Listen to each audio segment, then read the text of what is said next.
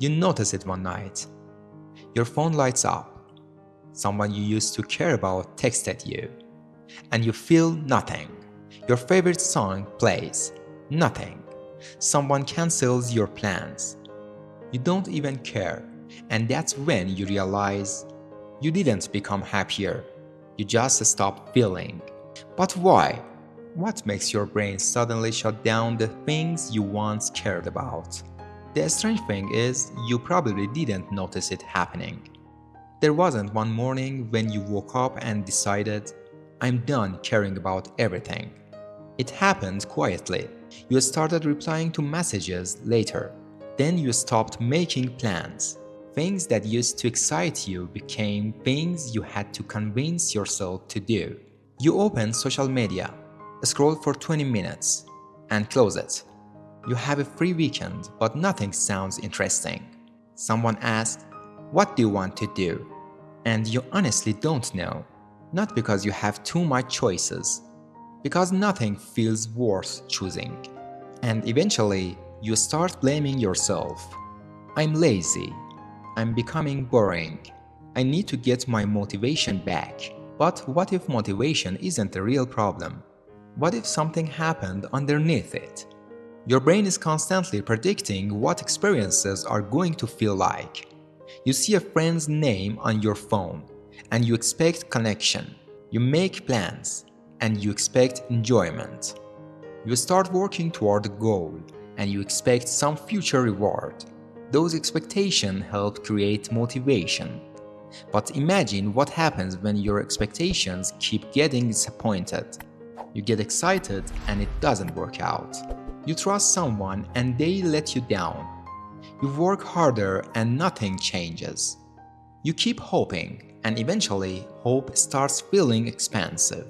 So your brain learns something, not consciously, not deliberately.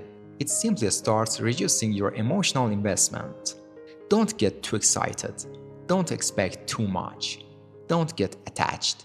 Because if you don't care, you can't be disappointed. And this is where something interesting happens.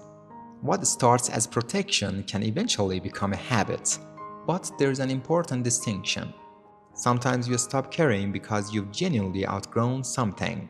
A relationship, a career, a goal, a version of yourself. That's normal. You don't have to keep loving something just because you used to. But there's a difference between saying, I don't want this anymore, and saying, I don't want anything anymore. The first can be growth. The second can be a warning sign.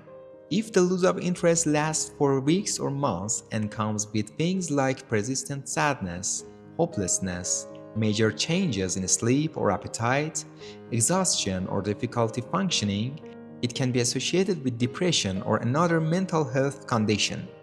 So don't romanticize numbness. Being unable to feel isn't automatically emotional maturity. Sometimes your mind is telling you that something needs attention. So maybe the question isn't, how do I start caring about everything again? You don't need to care about everything. You need to discover whether there's still something inside you that wants to care about something.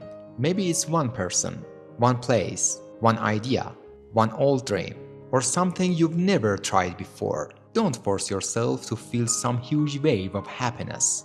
Look for something smaller. Curiosity, a little excitement. A moment when you catch yourself thinking, I actually want to know what happens next. Because when you've been numb for a long time, the first sign of coming back isn't always happiness. Sometimes it's curiosity. You hear a song, and this time you don't just hear it. You actually listen. Someone tells you something, and you genuinely want to know more. You wake up, and there's one thing you're looking forward to. It's small, but it matters, because something finally got through. Maybe you didn't stop caring. Maybe you cared for so long that your mind finally got tired of carrying it. And that's why the goal isn't to become the person you used to be. It's to understand what made you shut down in the first place. Because sometimes the first sign that you're coming back isn't feeling happy. It's feeling something small again. A song you actually listen to. A person you genuinely miss.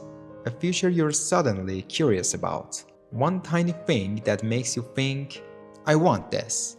And maybe that's enough to begin, because you don't need to care about everything again. You just need to find one thing that makes you care again.